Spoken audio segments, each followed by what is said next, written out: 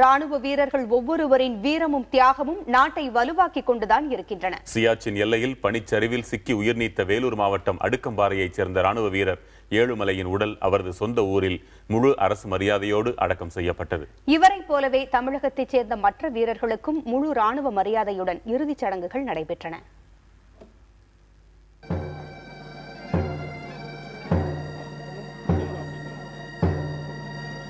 நடப்பவை பற்றி எதுவும் தெரியாமல் உறவினர் தோளில் அமர்ந்து வேடிக்கை பார்க்கும் இந்த சிறுவனுக்கு வயது 7.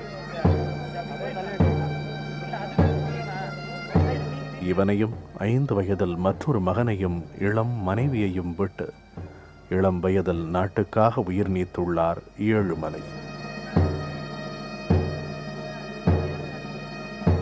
கதறி அழும் உறவுகள், கண்ணீரஞ்சலி செலுத்தும் ஊர் மக்களுக்கு மத்தியில் அவில்தார் ஏழுமலையின் உடல் அவரது சொந்த ஊரான அடுக்கம்பாறையில் முழு இராணுவ மரியாதையுடன் அடக்கம் செய்யப்பட்டது.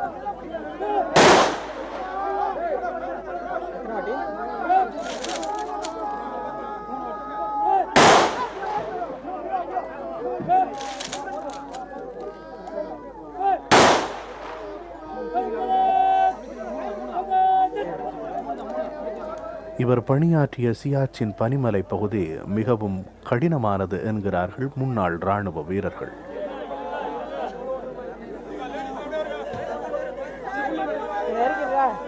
அங்கே வந்துட்டு சவால்னு சொல்லி ஃபர்ஸ்ட் ஆஃப் ஆல் வந்து ஐஸ் பார்த்தா வந்து நம்முடைய ஐஸ் சைட்டு போய்டும், கண் பார்வை எழுந்துடும்.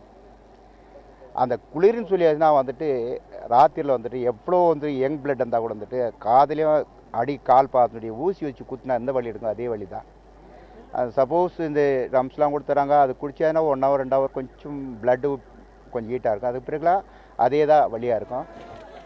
பனிச்சரிவில் புதைந்த ஏழுமலை உள்ளிட்ட 10 பேரின் உடல்களை மீட்க முடிந்தது என்பதே சாதனைதான் என்று கூறும் முன்னாள் வீரர்கள் அங்கு மீட்கப்படாமல் உள்ள உடல்கள் ஏராளம் என்றும் கூறுகிறார்கள்.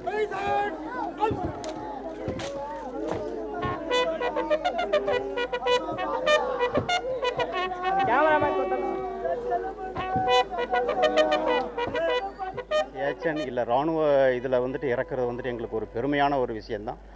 அது கவர்மெண்ட்டு இல்லை சென்ட்ரல் கவர்மெண்ட்டு ஸ்டேட் கவர்மெண்ட்டு நமக்கு என்ன செய்யணுமோ அது கண்டிப்பாக செஞ்சுருவாங்க. ஆனால் எங்களுடைய பெரிய அச்சீவ்மெண்ட் என்னென்னா மெட்ராஸ் ரெஜிமெண்ட்டு 19 மெட்ராஸ் வந்து வித்தின் 4 days வந்து இந்த 10 பாடி வந்து ரெக்கவரி பண்ணியிருக்காங்க. அவங்க போனதை விட இந்த 10 பாடி ரெக்கவரி பண்ணுறதுக்கு 25-30 ஃபீட்டுக்கு எவ்வளவு கஷ்டப்பட்டுப்பாங்கிறது வந்துட்டு எங்களை மாதிரி சர்வீஸ் பண்ணவங்களுக்கு மட்டும்தான் அதை புரிஞ்சுக்கிற முடியும். இந்திய இராணுவத்திற்காக 40,000 வீரர்களை கொடுத்துள்ளது வேலூர் மாவட்டம். குறிப்பாக 8,000 வீரர்கள் கடும் சவாலான சியாச்சின் பனிமலை பகுதியில் அர்ப்பணிப்புடன் கடமையாற்றுகிறார்கள்.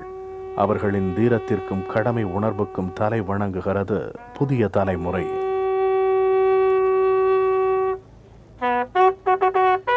அவரது உடல் இங்கு விதைக்கப்பட்டிருக்கிறது என்றுதான் சொல்ல வேண்டும். ஏனென்றால் வேலூர் மாவட்டத்திலிருந்து ஏழுமலை போன்ற இன்னும் பலர் தொடர்ந்து இந்திய இராணுவத்திற்கு பணியாற்றுவதற்கு தயாராக உள்ளார்கள் என்பதே இந்த பகுதி மக்களுடைய கருத்தாக இருக்கிறது.